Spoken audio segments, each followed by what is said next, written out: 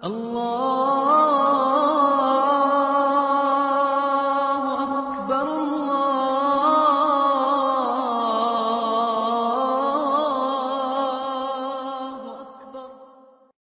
بعض لوگوں نے یہ بات مشہور کی ہے کہ احد کے موقع پہ حضور کے دندان ٹوٹ گئے تھے. ایسا نہیں ہوا، لیکن حضور کے دندان کے حلقے سے کونے جو تھے وہ شہید ہوئے تھے، جس سے حضور کے دانتوں کا حسن اور بڑھ گیا. یعنی دانت شہید نہیں ہوئے تھے، سارے دانت شہید ہونے کا مفہوم یہ ہے کہ دانتوں کے تھوڑے سے کونے جو ہیں وہ شہید ہوئے تھے، جس کی وجہ سے جو ہے وہ حضور کا حسن اور بڑھ گیا.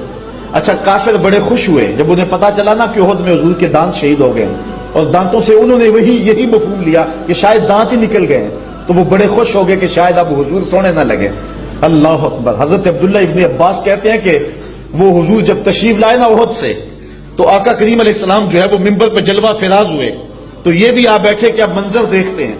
تو کہتے ہیں جب میرے محبوب نے خطبہ پڑھا نا تو حضور کے دانتوں سے ایسا نور نکلا کہ جدھر دیکھا نور ہی نور چھا گیا، دانت نظر ہی نہ آئے، نور ہی پیدا ہوا.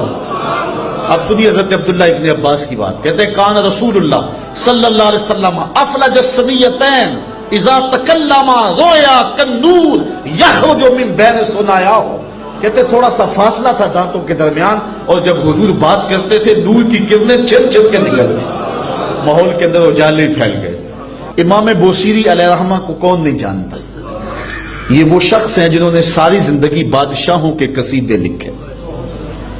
جب وقت آخر آیا، امام بوصیری کو فالج کا حملہ ہو گیا. اب سارے شہنشاہ چھوڑ گئے، جو نذرانے دیا کرتے تھے، اپنے قصیدے لکھوایا کرتے تھے، بندہ بیکار ہو گیا، چھوڑ گئے. امام بوصیری چارپائی پہ لگ گئے. ایک دن رات کا موقع ہے، شام گہری ہو گئی. بوصیری کے دل میں خیال آیا اب کوئی پرسان حال نہیں رہا، ساری زندگی شاہوں کے قصیدے لکھے، اوکھا ویلا آیا تو چھوڑ گئے. تو سوچا کیوں نہ اس کا قصیدہ لکھوں جو شاہوں کا شاہ ہے. اچھا، قلم پکڑا اور حضور کا قصیدہ لکھا. بوصیری قصیدہ لکھ کے سو گئے، مقدر جاگے حضور تشریف لائے، اور آقا کریم نے فرمایا بوصیری جو قصیدہ لکھا سناؤ تو صحیح. امام بوصیری نے رات خواب میں وہ قصیدہ حضور کو سنایا. آقا کریم نے دست شفقت امام بوصیری کا پھیرا، اور پھر حضرت امام بوصیری کو چادر عطا کی. قصیدہ بردہ کو قصیدہ بردہ اسی لیے کہتے ہیں کہ اس پر حضور نے چادر عطا کی. اقبال بھی کہتا ہے اے بوصیری را ردا بخشندائی مر بربت سلما مرا بخشندائی. اے بوصیری کو چادر دینے والے میری طرف بھی نظر کرم. اللہ اکبر.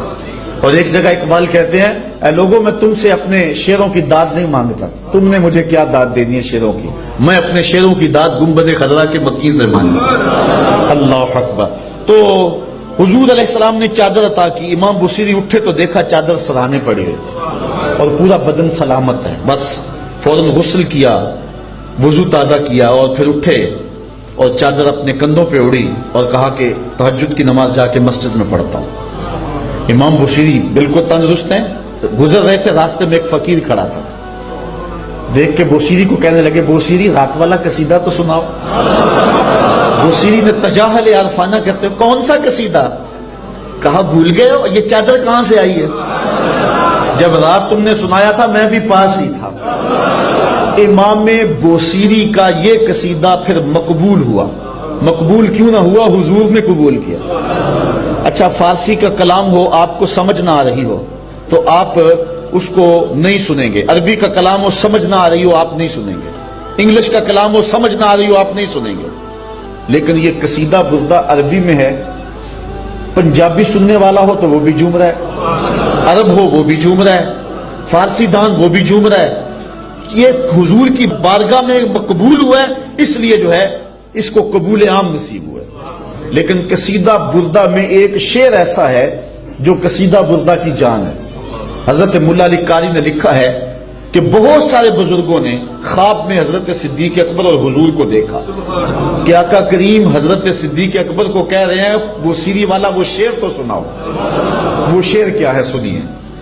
اللہ اکبر. وہ شعر ہے، حضرت امام بوصیری کہتے ہیں کأنما اللؤلؤ المکنون فی صدف من معدن منطق منہ ومتبسم.